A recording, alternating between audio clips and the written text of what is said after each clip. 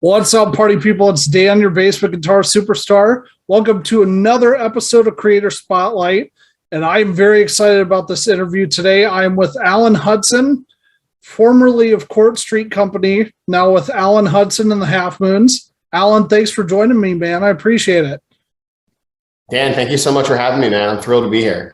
Awesome. Well, hey, it looks like your new single is doing pretty well. Talk to me about how Summer Lovers came about. And for those of you watching, I'll post a link to wherever you can hear this song. I was dead serious, Allen, when I said this. Like, this is probably the best feel good hit of the summer that I've heard in at least a decade. I love this freaking song that much. That's really kind of you to say, dude. Thank you so much. And yeah, it's been really cool to see that people. It's always good when you put something out and it seems like people are listening to it, or at least somewhat paying attention. So it makes me feel really good. Thank you so much for saying it. The song Summer Lovers started with, like, I was whistling in a voice memo on getting in my car. I have the memo. I'll pull it up in a little bit. And you can hear the keys jangling in it. And then I came in and brought it into GarageBand. This is probably mid 2020. Like right in the thick of everything, like June. And I think I'd already had the chords for something, and I have a whole demo graveyard, as I'm sure a lot of the guys you talk to have a bunch of demos that you make something you kind of like, and then you realize it's not going to go anywhere, and maybe you come back to it later. So it was one of those. And then I had this melody idea for the chorus, and I came in and I just knocked out the whole song in probably took me 40 minutes. I'm like, get the chorus first, do your bridge, then do your verses, and somehow and then bridge your pre-chorus to it, if that makes sense. Yeah.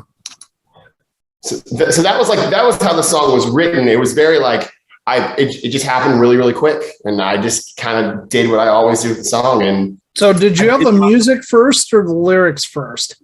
I always have. Okay, if the song actually manifests and works, I always have the music first. Okay.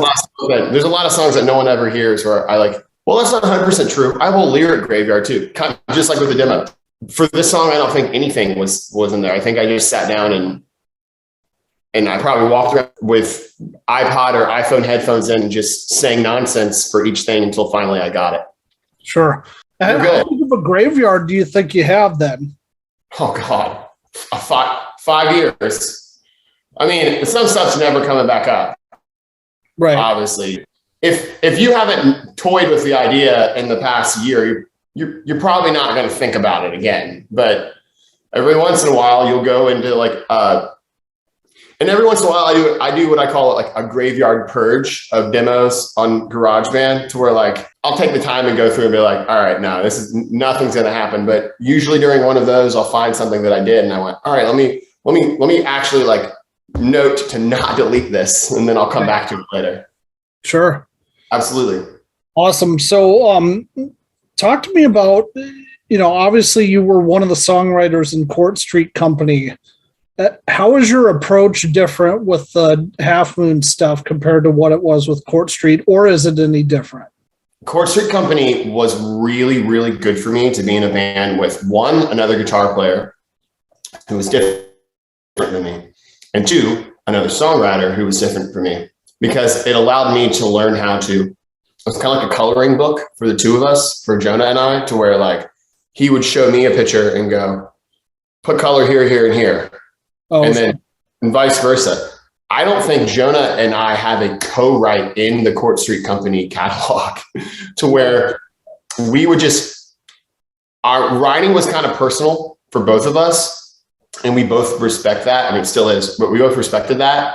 And we just trusted the other songwriter to bring the song in. Once the song was brought to the band, it was time for the band to fill things in, but there wasn't, we never revised each other in any type of hypercritical way. So moving forward to the Halfmoons, it really isn't much different. I find that one song, Summer Lovers, existed. The demo, which pretty much the whole thing, the meat and potatoes of it, existed during the final days of Court Street Company. And Court Street Company even kind of played around with the song a little bit. The next song that, as soon as mixes are done, I'll send it to you. The next song I wrote once Court Street Company was done. The process is nearly the same. Every time I get the opportunity, I have 2 kids, so I don't have a whole lot of free time. Right. But every time I get the opportunity, and I try to make it a daily. If it can't be daily, it's a couple times a week. If it can't be a couple times a week, it's a weekly practice to where I go fishing. And all fishing is I sit down with a 1/4-inch cable and a guitar and GarageBand and a cup of coffee. And I just write riffs and try to make cool stuff. And if it gets further than that, then we kind of start moving towards writing a song. Right. So, dude, you guys, it sounds like you had about 330 people show up to that show last weekend. Yeah, I was pleasantly surprised. It was in downtown Portsmouth, in Old Town Portsmouth here, which is I live where I'm from, where I work. Court Street Company is named after Court Street, which is one of our main streets. So it was very much a home game for me. So I was glad that it was a home game because I had a lot of really awesome people come out and support us. Nice. Yeah, and going back to the songwriting stuff, trying to think of you said something that I was going to piggyback off of here. Do you have do you have enough for a record for the new band? Oh God, no. I always have. So first things first, I'm an incredibly slow writer. I'm always writing a song, but in terms of getting to the point where I love it, maybe 2 or 3 songs per year. Now I have a lot of material that I think has potential with the new band that we've been going over that I think maybe there's an EP there. Could be 3, 4, or 5 songs for an EP. Okay. Also, having just in 2000 from late 19 to October 21, late 19 was pre-pro day 1, and October 21 was the release of Court Street Company's full-length album. Oh man, you'd have to really do some convincing for me to cut another full-length record again, at least right now. Really? It took that long to record? Well, it took that long to be fair because of the pandemic. And and the thing with us is we didn't crowdfund the record because I don't really think unless you have a very big, loyal, gigantic fan base, it would be very difficult to crowdfund what your average well-recorded record cost. Oh yeah. Easily 15 to 20 grand, probably. Right. And you know how we paid for the record? As soon as it was deemed legally safe for us to go into a bar and play, we were signing contracts with our booking agencies saying we'll wear a mask when we're off stage. We will drink water out of bottled waters in our car. And we went back to the bar and gigged and paid the record off. And every guy, to the man, all 5 of us in Court Street Company took zeros on every gig for over a year. Make that record happen. Like I wasn't in my 3rd band, or Court Street Company isn't like I was in that. That's my first band. It was all of our first band. So like we were and are still very much an everyman, like an all for one for all type of thing. That was the only reason why we were able to make a full length record. I can't imagine what it's like to be a solo artist. You have to really be killing it to do a full length record. Oh yeah, for sure. Mm-hmm. Or you got to be in 2 or 3 different projects, and one of them is you're playing twice a week, playing cover songs and all that. Getting paid, where you're getting paid $400 or $500 a guy to do that. 100%. And that's the other thing too for me is that's not that whole like 3-4 gigs a week thing for me it isn't feasible because I have 2 small children right now. So it's like singles and EPs it kind of are what is on my horizon. Not a lack of music, just like small controlled batches of songs that you love. And also another thing that I think a lot of the guys who you talk to do really well, but your average musician doesn't do exceptionally well, could be better. We could all be better at this, is how do you market a full-length record properly as a small independent band in 2022? Because I don't have the answer for that. You can market, God forbid, 4 of those singles. Okay, well, if it's an 8-song record, you only have 4 other songs. So it's like, the streaming services want singles. They want constant, every 35 to 40 days, they want a song. And, that's kind of like it's kind of the gross music industry side of it, but it is what it is. It's not like I can't change that. So. Right. Exactly. So if you don't mind me asking, what prompted you to leave Court Street Company and kind of go off on your own then? I mean, it sounds like it was mutual, like you guys are still friends and stuff based on. Still friends. It's a friendly hiatus. I'm sure one day on the horizon, Court Street Company will ride again. Okay, first things first. We weren't necessarily a mid-Atlantic touring act, so it wasn't like every weekend we were weekend warrioring it, and we weren't doing Richmond, DC, Philly, Ashbury, New York, and so on and so forth. We played out of town shows. We played North Carolina. We would play Richmond. We've played in Ashbury, but we never really were getting really good consistent legs. So the majority of our shows, for us, we played a lot of shows. Like something like, we probably played, some guys are going to laugh at me when I say this, but we probably played 100 shows in a year or something like that. For some bands, that's not a lot, but for us locally, like you play 2 gigs a weekend. I mean, we tap the market, for lack of a better term. And we basically, it was just becoming, our schedule would look like this: barroom boot camp, practice, barroom boot camp, practice. Cool gig that you sell tickets to, barroom boot camp, so on and so forth. And after 5 years of doing that, we had a lot of really great experiences. But I think we all kind of looked at each other and said, hey, let's just take a break and regroup, not feel so overwhelmed, not feel burnt out. We've been doing the same thing for a while. And it also gave Jonah and I a chance to grow as songwriters, because we had been writing songs for the same outfit, the same band, with largely the same personnel, the same type of band, which these were like jangly power pop songs for 5 years. Right. Summer Lovers, yeah, you could say it's a power pop song because it's guitars everywhere and it's big choruses and guitars, but like, it's not like Big Star or Cheap Trick. It's a little prissier. It's a little prissier and a little heavier kind of at the same time, if that makes sense. Yeah. Which I don't think, that's not really Court Street Company's thing.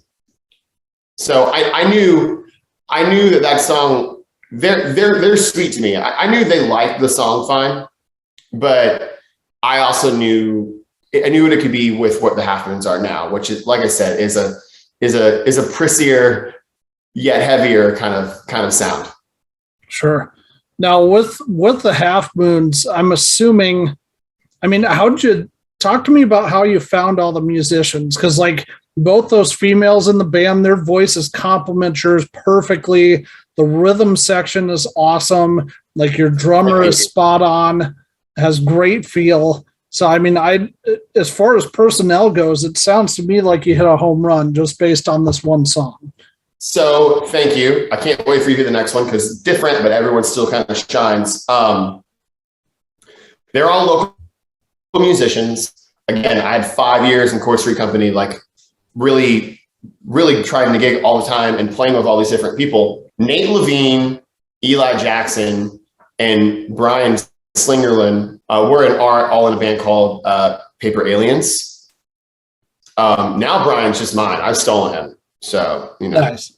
No bad blood there, and I remember hearing Brian and them all like grooving together. And I thought, this is literally Chad Smith and the Peppers. Like, Paper Aliens singer is incredible. Jarvis is like this amazing, huge, soaring soul singer, but like they weren't doing straight ahead rock. And I kind of like thought, when I would be playing gigs at Chord Street Company and we would open for them, or they would open for us, or we would play a show with them, I would think, oh man, that core three right there is so good. And then also Chord Street Company kind of has a little sister band, or a big sister band, or however you want to call it, with Fox and the Bear.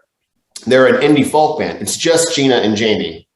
And Jamie plays percussion with her feet. And then one of them plays the mandolin, the other plays the guitar. And the music they're making is nothing like the Halfmoons. But I came from a harmony band, and I thought, well, I want backups and I want three parts for some stuff.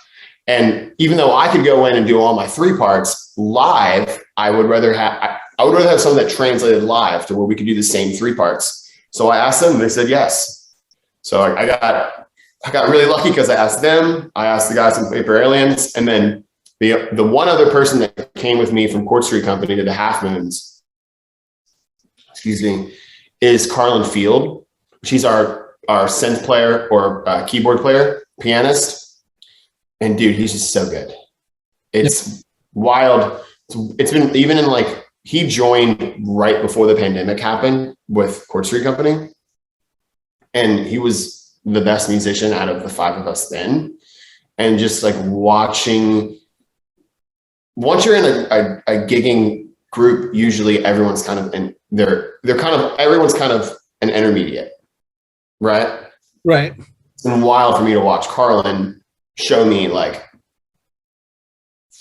how gigantic the spectrum of like from being an intermediate, because his chops are insane. He can do improv and all that stuff. So for us, you've heard Summer Lovers. It's the most simple synth stuff ever. It's like,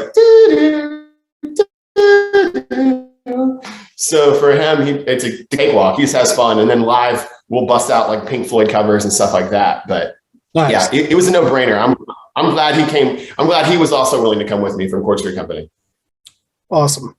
And hey, you were breaking up a bunch earlier. Did I ask you? And I apologize if I did already, and you broke it. I missed the part. Did I ask you if you've noticed a difference between like vibes at shows now compared to before the pandemic? You did not. Yeah. How has that been? Like, because I know here in Iowa, people now are a hell of a lot more supportive of bands than they were pre-pandemic.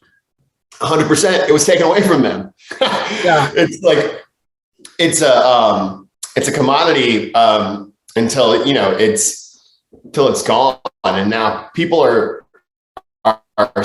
so much more, at least in my experience, I found that people are so much more grateful. Even people who I don't think are 100% comfortable, well, they're still masking up, coming out and doing their due diligence. People want to see live music now. So it's really, really nice. That's awesome. Absolutely. And it sounds like you did an acoustic set and a set with the Halfmoons. Yeah. So it's funny because we got this gig. Before we had all even been in a room together. I basically just, I just went, oh yeah, we're going to be great. See you there. Yeah. Book us. And, and then we had been practicing. Keep in mind, it may be my only band now, and maybe Brian's primary focus now, but everyone else, they're in other groups. They have other stuff going on. Carlin's a school teacher. He's got to educate the youth. He's got a gig. He's got a jazz improv gig twice a week.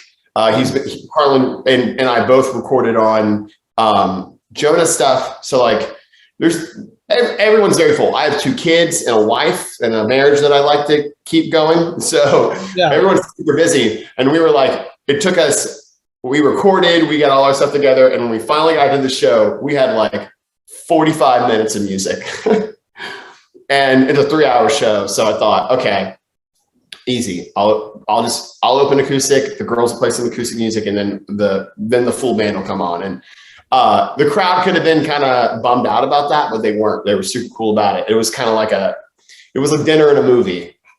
I gotta ask, man, did you play any Jellyfish? Yeah. Because this is us. Give me 1 second. This might sound subpar here, but hold on. Just give me 1 second.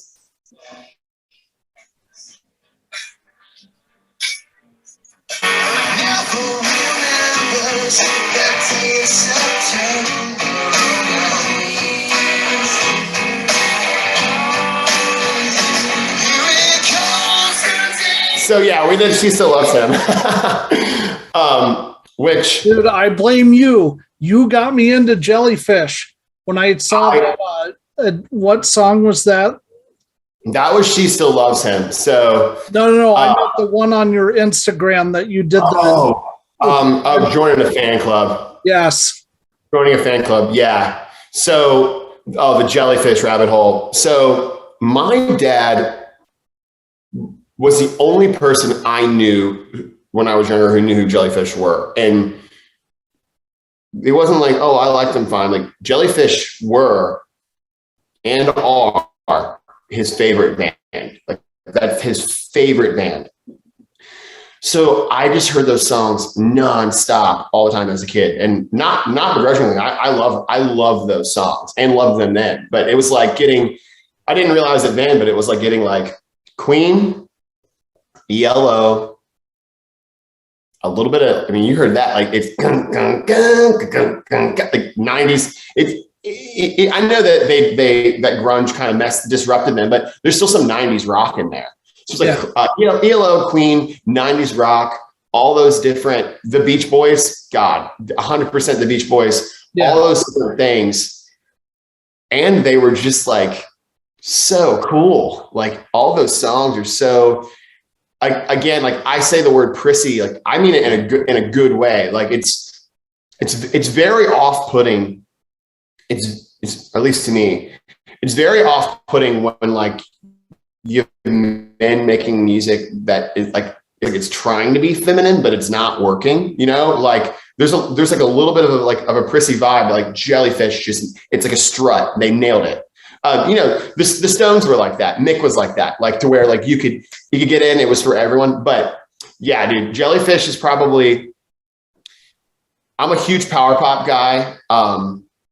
Jellyfish are probably my favorite power pop band. I want to say that it's Big Star, but Big Star is such a precursor to everything. Jellyfish is like, it's like junk food for rock. Yeah, it's like they're the band that should have been 100%. Go out on a limb here, like to me, they are the 90s Beatles. Like that's how good they were. Yeah, no. How underrated I mean, obviously they're grossly underrated too. But I said there's an alternate universe where Jellyfish become the biggest band in the world. Oh yeah, for sure. There's gotta be. It would be bullshit if there wasn't. 100%. Yeah. Just if I ever get to, if a time traveler, I'm just like, show me the timeline where Jellyfish is the #1 band ever. Yes, there's got to be at least one, right? Absolutely. So you're like me. You have 2 younger kids. Yes. So when you do have time to sit down and work on stuff, like what are you working on? Is it like specific licks? Is it like technique stuff? Are you going through guitar aerobics? What does that look like normally? I should do that. Most of my playing, I got through just trying to make songs. That's why it's all like, it's either like chimey, a little bit of overdrive, choppy rhythm chops, or like delay inspired Johnny Buckland. He wouldn't be the first person I would name. Let me walk that back. Dave Kooning, Johnny Buckland, The Edge, those type of guys, only because they're song servants. Like the guitar the guitar is big in all of their bands, but like the guitarist's job is to improve the song, not to show the person's chops or not. But like you wouldn't want to hear Eddie Van Halen be quiet and go be a song servant. You want to hear him rip. I'm not saying that it's anything's wrong with that. So no, I'm never, not anymore. There were like a year and a half, 2 years where I sat down and I did do that. I had a guitar teacher. I was at community college here, and my guitar sensei, Patrick, taught a guitar class. And here, I don't know how he did this, man. It was a college course. It was 50 minutes, 4 days a week per day. And it was college credit. And I would just go in, and he wasn't forced to teach us classical, which classical was his background. So he didn't have to teach us classical guitar. He didn't have to teach us, this is in 16, by the way. He didn't have to teach us jazz guitar. All he had to do was go in there and basically give us applied theory to guitar. And I would come home. My wife is so cool. I would come home, I'd get on the couch, I'd get a loop pedal, I'd put it right at my feet. She'd put on like Grey's Anatomy. I could tell you probably the premise of every season of Grey's Anatomy all the way up until 2016. And I would sit there with a glass of wine and just and do that stuff, like the scales, the theory, the stuff like that. Keep in mind, this was only getting me to like intermediate guitar. I wasn't doing anything special. Right. Now, when I have free time, no matter what, come hell or high water, I am usually attempting to songwrite. With the exception of like, the other day I thought to myself, I've got to learn Hazy Shade of Winter by the Bangles. I got to learn that guitar riff. And I would just sit down and go, mess up and just keep doing it. And I did it for probably like 35 minutes. And then the baby cried and I had to get up. Right. Yeah. So most of my free time is spent songwriting. Okay. Attempting, fishing, as I call it, to where if you sit down with a guitar and you have a recording device, which is for me GarageBand, which is amazing that it's free because you have so many options in it. I just sit down with GarageBand and lose a couple hours. Right. So hey, talk to me. It's let's touch on the Toronado, because that's obviously how I found out about you. Talk to me about how that Toronado came about. It sounds like you've had it for a while, right? Okay, so here she is. Hey, your screen goes back and forth between blurry and. I see. Can you see me now? Yeah. All right, so this is it right here. I got the Toronado in September of 2017. I had always wanted a yellow Toronado. And when I say always wanted, I mean like for the past 5-6 years, I'd wanted one. And I wanted I think I had pictures. It wasn't a dream board, but it was like I had saved pictures of a yellow Toronado. The pictures were of that one. I didn't know it. And the reason I know it, let me see if hopefully this won't go blurry. The reason I know it is because of these. Now, those are not the stock knobs. Those are jazz-based knobs. Right, because the stock some kid, I tracked this guitar all the way back. Right. So I tracked that guitar all the way back to like, because reverb is amazing. And I'll go back to where I found it. I was able to track this guitar back to like 2008, I think. I don't know what happened for like the first 6 years of its life, but I think some kid threw jazz bass knobs on this. And then if you Google yellow Fender Toronado, this is the one that comes up. Like right. It's one of two. So I had this anyways. I had this picture like saved in my phone, and I thought to myself, man, I want to be in a rock band and play a Toronado, which was, very arrogant to think that was going to ever happen.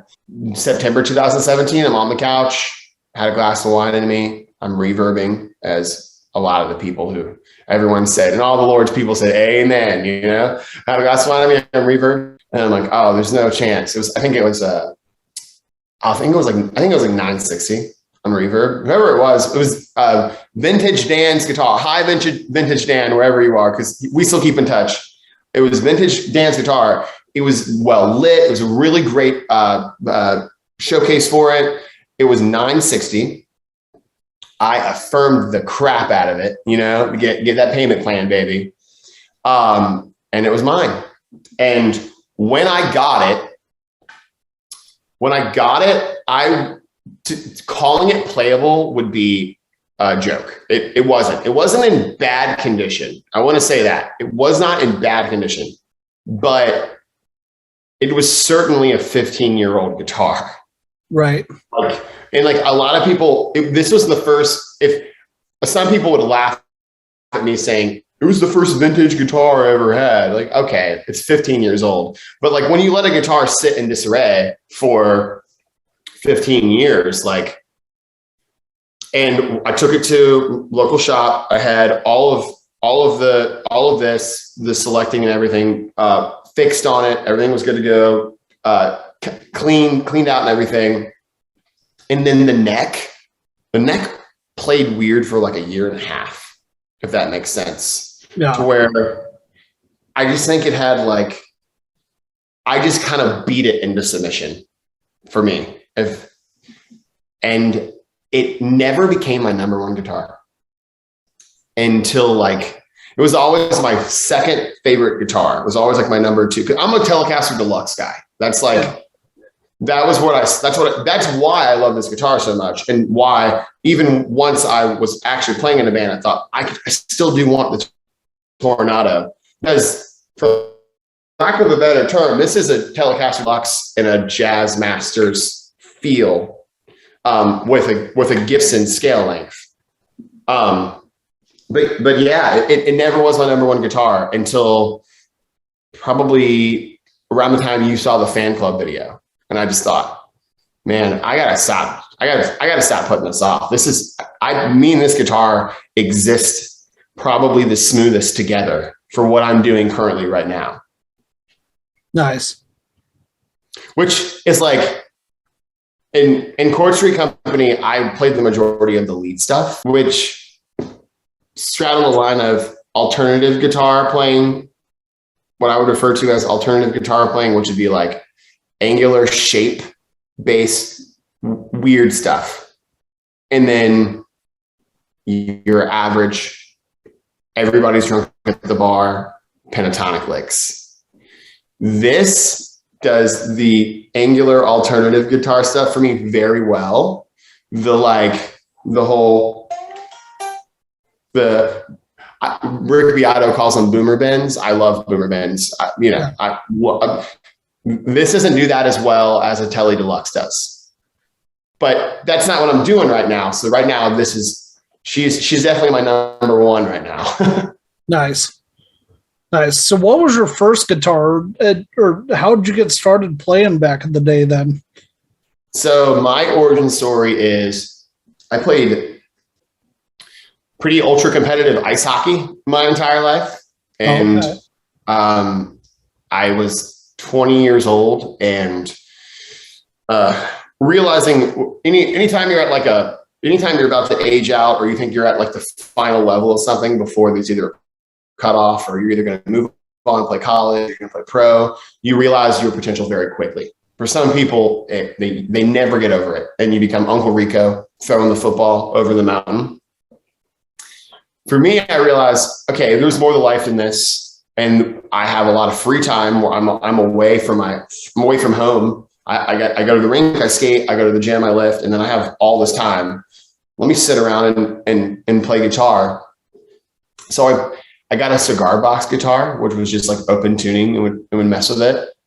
And then the following year, I think I was 20 and then 21. The following summer, I went and bought a Squier bass and start teaching myself bass chops. Bass is so underrated as a home instrument, because you get to kind of do both, and you can scale things down to where like you can make something more simple usually with a bass line. You're not playing it correctly. That's not what it's for.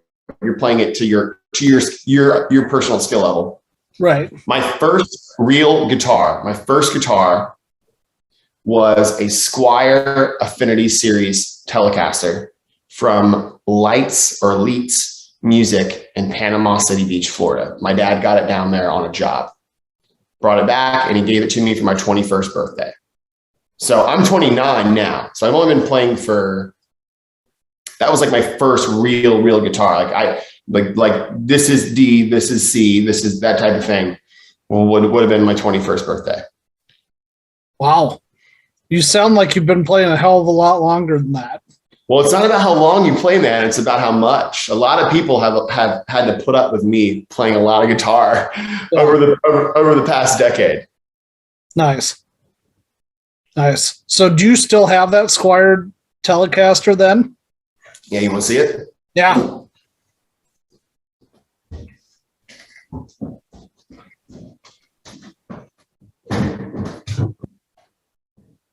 Oh.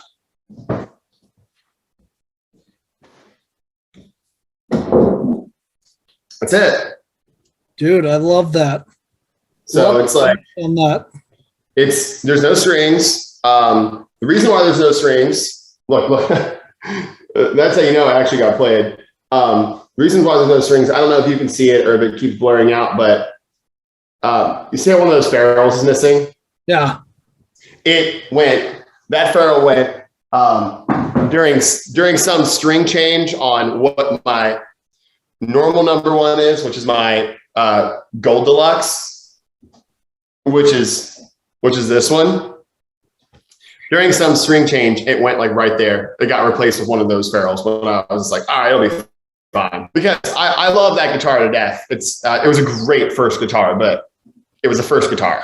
Right. And then it was just like, I thought I was going to play bass. I loved having that guitar, but I found guitar to be so daunting. Even once I got that I thought I was just going to, I really enjoyed bass. I found that I'm 6'3", 6'4". I had big hands. It was easier.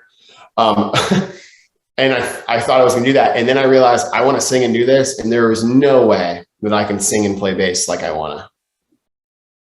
It's not gonna happen. The guys who can sing well and play bass well are freaks of nature. Like Geddy Lee. Like think of okay, Geddy Lee's one of them. Think of a legend. If you took all the legends of like everybody who you're like, oh yeah, they're incredible. There's a lot of singing bass players in there for a reason. Geddy Lee, Paul McCartney, Sting. It's because like those guys are just like, they're so dialed in that they can control everything on the bottom and everything on the top. And then they're leading the band in every single way possible, if that makes sense. Right.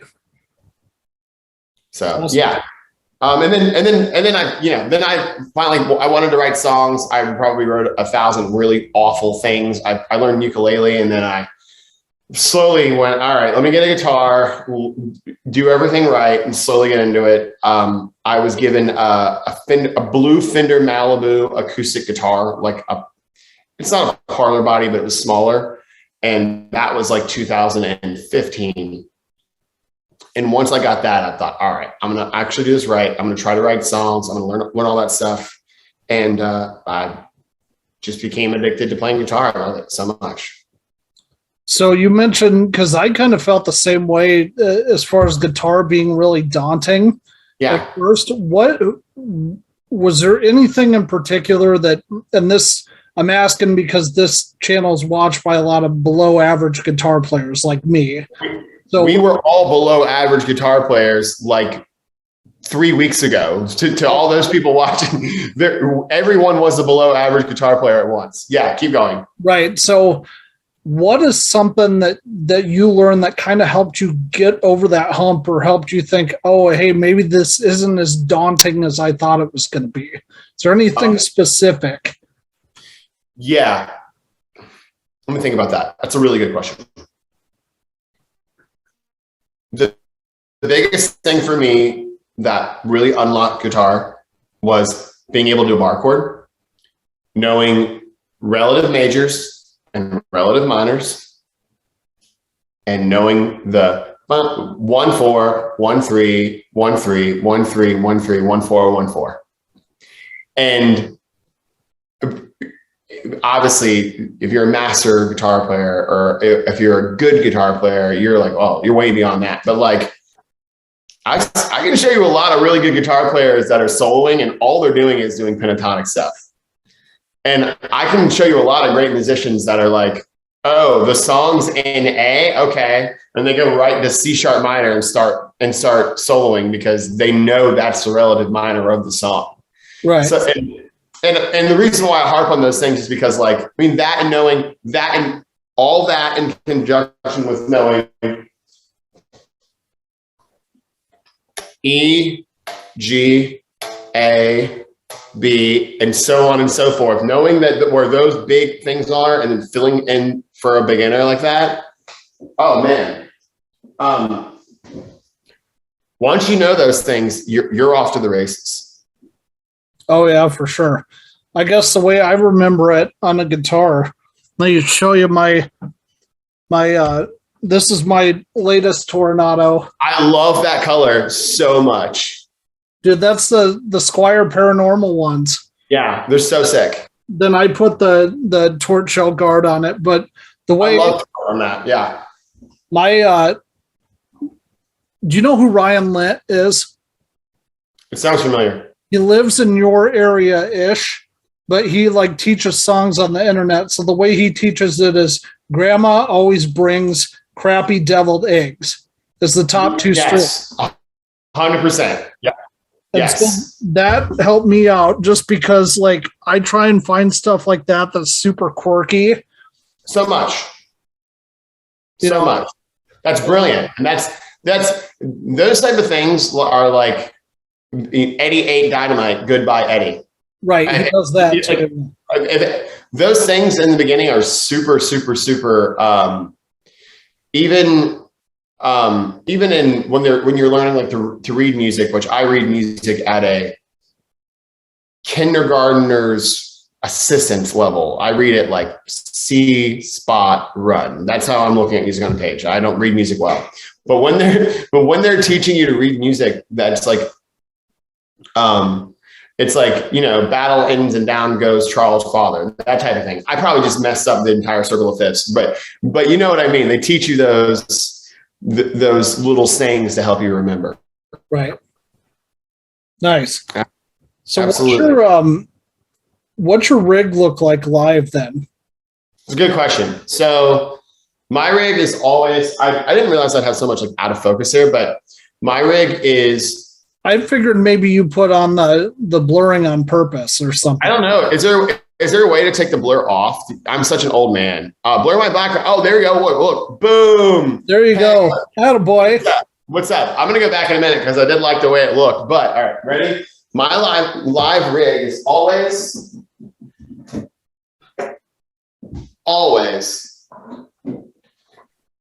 a Blues Junior.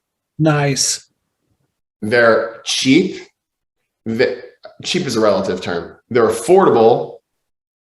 If something goes horrifically wrong in one, you can usually deduce what is wrong very quickly. So a Blues Junior, and I don't have my pedal board out, but you don't really need the pedal board for me to see it, for me to tell you. It's a Blues Junior. It's a Soul Food. Okay. And the Soul Food is the greatest pedal. It's the greatest affordable pedal ever made, in my opinion. A Blues Junior, and then my rig is either my Telly or my Toronado into a Soul Food. I use a Volante for my delay, okay, which is way nicer than I need. I should have bought a Timeline, which would have been more simple, but a Strymon Volante is my delay. And then I use all those things. I have a Boss multi-effects pedal on my board. I have the board that you don't want, like the big gigantic, the road case costs too much money type of thing. My first pedal I was ever given was a Boss ME80. It's a nice multi-effects pedal. And all the gear nerds are dying right now. They're all writhing inside. And it has a tuner on it. Are getting triggered over this. You have what? You did what? You're going to see on your analytics where people just went and got off right there. It's got a tuner. Here's why I keep it. There's a tuner on it. There's a swell on it, a volume pedal. There's a wah on it. And I'm only naming things I use. A modulating delay, which is like that, which it never gets in the way of any other delay, or it never gets in the way of a chug. It never gets in the way of anything. But God forbid you play one note with it, it makes it better. So there's a modulating delay on it. There's a rotary, which I had to have with Chord Street Company. If you go back and listen to like Battle Lines by Chord Street Company, and you're that like searing rotary sound, that isn't some like super nice thing in studio. That's the darn Boss ME80 rotary sound coming right off of that multi-effects pedal board. Nice. And then so it's the soul food is the big thing. The soul food's always on unless I'm playing something really super clean. That multi-effects pedal, which helps me do everything, and then the Strymon delay, because if you want a really good dotted eighth delay, you kind of like have to have something that you can trust, and they're usually not cheap. Right. So when you're talking multi-effects, that's one of those giant ones with like 6 different pedals on it, right? So there might be 8. That's like you have to program everything and. No, this one's like it's all dial knob. So it's really? Okay. Yeah. No, it's not even in there right now. But it's like, yeah, they're all like dial knobs, and you can dial it to what you want. But I like that because it's right at my feet. Like, and then people have said like you'll use a multi-effects pedal. Why don't you get like a Line 6 or Helix or like a Head Rush or something like that? And yeah, no, I'm just not willing to get rid of the tube amp.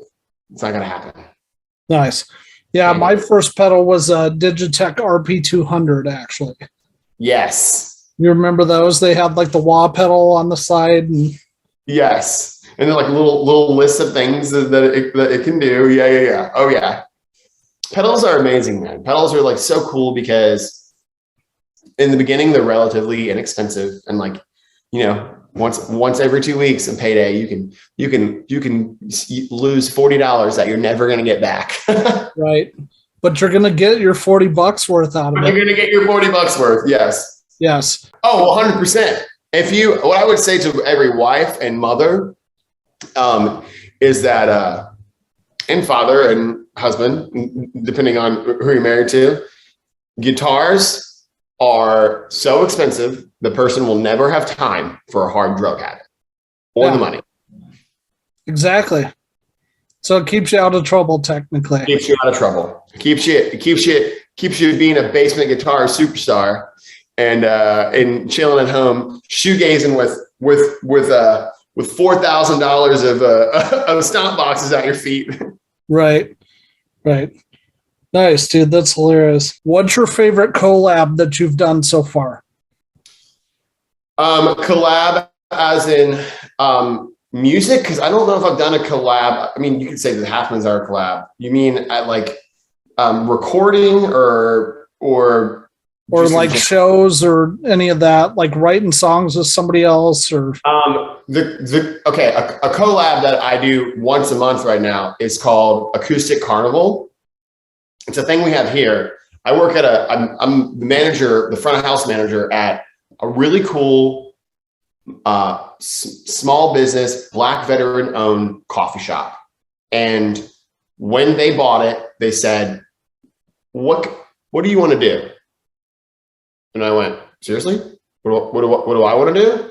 I went, yeah. I said, I want to have once a month a acoustic, intimate, stripped down series. We take all the chairs and all the tables out of here and we put them away. We bring a bunch of people in here. We pack it to the gills. And I take artists that I know are great in their element, out of their element, and they still impress you. And my boss said, okay, yeah. All right. What's the budget? And like, you're a music guy. When someone goes, okay, cool. What's your budget? You're like, okay, yeah, here it is. Yeah. So it's like once a month I get the opportunity I open, so I host everything, and I get the opportunity to showcase my favorite local singer-songwriters. And it's been like, it's a collaboration with the coffee shop, which is one of the best small businesses in Portsmouth. And it's a collaboration with we have 9 different songwriters for this first season of Acoustic Carnival, to where it's just like, it's wild to watch people win a cold room over, especially, you know, people that I know that are coming in. And I love to watch my peers win people over and be empowered. It makes me feel really, really good. Awesome.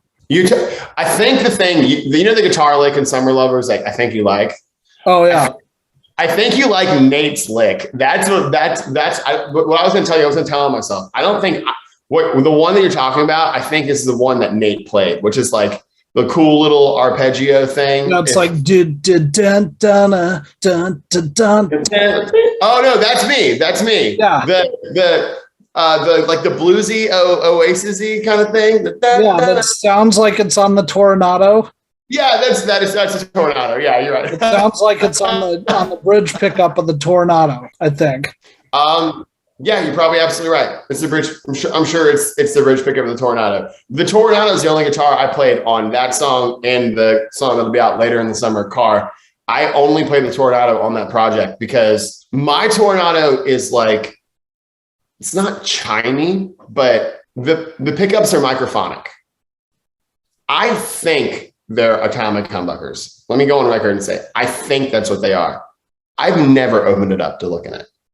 But if you tap the pickups, you can hear the pick tapping.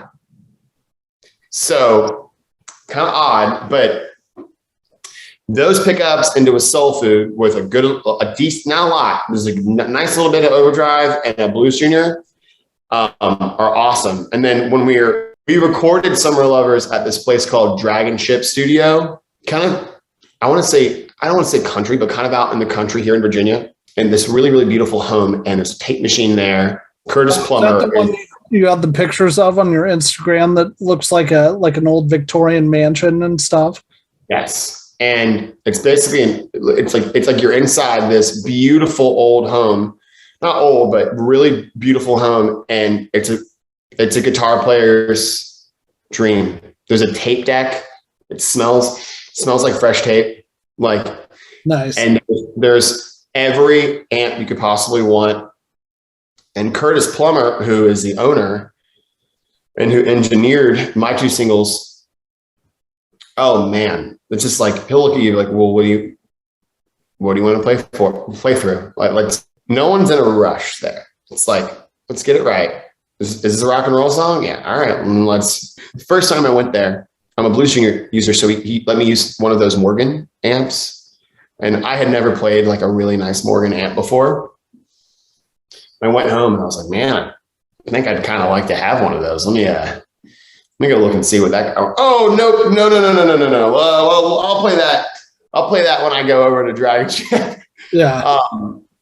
I think I was playing through a Morgan for everything I did for these 2 songs. So it was the hotter Morgan, I believe. And for Summer Lovers, if you're listening, I'm on the right rhythm wise and Nate's on the left. Okay. So, and then that guitar, that delay guitar that happens during the chorus and the bridge, that's me through like a Strymon ice delay. Okay. So it was, guitar wise, it was like hi-fi old analog stuff the whole time, which I was just so stoked the entire time we were doing it. Dude, that would be heaven for me too. Amazing. It's amazing. Now, someone's like, what do you mean? He just said the word Strymon. Most of the gear was old analog stuff. So it's still a Strymon hitting a tape deck. Right. Right. Cool, man. Well, I don't have anything else for you. Is there anything else you want to talk about? Dude, I'm good. Dude, I was just so happy that I got to do this. This was so much fun. I love I watched John's episode that you put out last week, and I thought, okay, I'm really, really stoked to go on the show. So I love. You had one of my. I'm forgetting his name right now, but he plays. I think he plays a blue Telecaster from Nashville. I saw you interviewing people that I had followed on Instagram just by happenstance for years. Okay. Yeah. So it was cool to go back through your catalog and watch these episodes because I really love them. I think you're a great interviewer. Well, thank you. I appreciate it. Yes. And then two, I love the fact that it's, when I start talking about guitar stuff, I feel like my wife hears this. The flux capacitor of the Vorpal, Farkle, the Duple, Schluppel goes inside of the cyclonic. And I'm like, and sometimes I feel like if you're a beginner guitar player and you're clicking on videos and stuff like that, and you want to hear people talk about guitar in layman's terms, but in layman's terms doesn't mean to be uneducated. You can still simplify things for people and give them in a format to where they can just listen along. And I love this channel because I feel like that's what you're doing. Well, thank you. I appreciate that. And I've had some pushback just because I'm a very, very below average guitar player, but that's my niche, man. Like there aren't a lot of guys like me out there. Most of the channels that are big are dudes that have been playing since they were in diapers and they play. What is average? Average is a moving relative word. Don't sell yourself short, Well, and anyone giving you blowback, you can remind them, and you can say that Allen Hudson said it too. They were once a below average guitar player. Right. Exactly. Cool, man. Well, dude, did you get hooked up with John Tyler Wiley then on Insta? Oh, we were going at it before I went on here. We were talking about, I threw down the gauntlet. I said that we were going to have I said, I'm going to go on there and talk about how a Toronado with humbuckers, atomic humbuckers can do clean. Let's do it. Let's talk about it. No, well, all I would say is it can't do clean as good as John Tyler Wiley's P90s can, but right. But he responded back and he said, let's do a shootout. And I said, all right, we'll do I said we're gonna fly Dan out here and he's gonna MC the shootout. Nice. So next time you're in Virginia, brother, Dude, we're taking the kids to Disney next summer, so maybe we'll drive back through on the way back. Stop by, man. Stop by. Yeah, for sure. Oh, dude, I do have one other thing I thought of. So in general, is the music scene in Virginia pretty good? Have you found? Yeah. I mean, obviously it's solid where you're at. In Fredericksburg, DC area, it sounds like it's really good, but is it just pockets or people in that state just love live music? You could say it's pockets. Like we say the 757 or the Hampton Roads area, but where I'm at is 7 cities all super on top of each other. So it's kind of one big city, which is southeastern Virginia, which is you're down by like Newport News area, kind of, right? Newport News is like the tippy top of that. So under it would be Norfolk, Portsmouth, where I live. Norfolk and Portsmouth are right beside each other. Only a small river separates them. Chesapeake, Virginia Beach, Newport News, Williamsburg, Suffolk. All these areas make up Hampton Roads. And I would say our music scene, is a really great rate-based music scene. Like you don't go to a bar and just pull out a jar and the bar club owner shoves you out when your set's over. Like fair for the most part, fair pay for fair work for the bar people. And we have a lot of great local promoters and a good local music community for original music. Awesome. And then Richmond, which is mid-state for us, that's our capital. They also have a great music scene. And then you have Charlottesville, which would be further north, and they also have a cool, each music scene is kind of its own thing, but all really great. Awesome. Yeah, I know for Iowa, we've gone in spurts at one time. So like Cedar Rapids, where I'm at, it's kind of the eastern half of the state. From like 2003 to 2012, it was really great for original bands, and now like it's a dice roll whether you're going to draw or not, but tribute bands and like cover bands that play crappy 80s pop songs that aren't guitar driven, that are like Cyndi Lauper and Girls Want to Have Fun and stuff, but it's cool because they all Brown Eyed Girl and Mustang Sally. Yeah, it's cool because they all have huge hipster beards, right? Like that's the type of stuff that people go see now, and it's just like, are you kidding me? But like Iowa City's always been great. Des Moines always had a great scene, and just on this half of the state, there's no consistency for some reason. We're lucky because I would say there are probably 100 to 150 people that like make sure like that doesn't happen to us, basically, for the local musicians. And it's also this is going to be an unpopular opinion, but I'm just going to say it.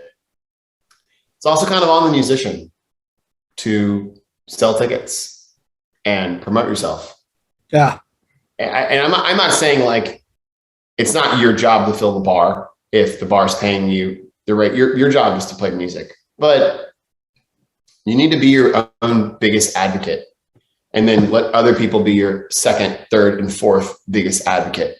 It's like my advice to maybe someone's watching this who's in their first band is, are you in a 4-piece band?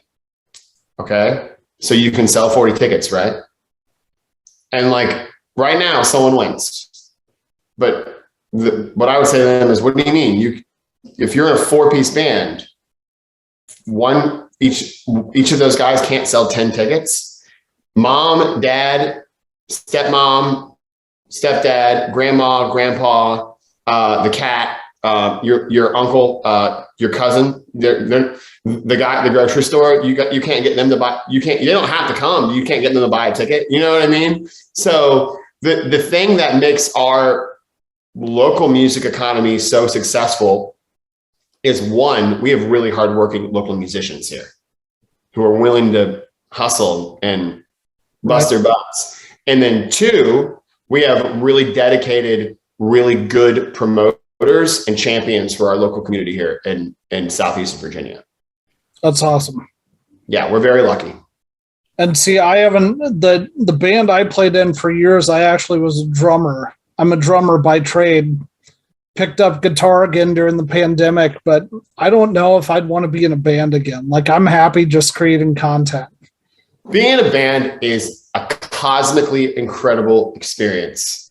But just like all experiences, yeah, it's like being in a relationship with people. So it can be very, very good, and it can be very, very taxing, and experiences may vary. Right. Exactly. Cool, man. Well, I'm going to let you go. Those of you watching, thank you so much for tuning in for another episode. This is Creator Spotlight. And again, I'm with Allen Hudson from Allen Hudson and the Halfmoons. I will post a link in the description to anywhere where you can find his music or Court Street Company's music. But make sure you go check him out on Instagram, give him a follow. Make sure you go give John Tyler Wiley a hard time about Toronado sounding good, clean with atomic peppers, et cetera, et cetera. So as always, guys, thank you so much for watching, and have fun playing.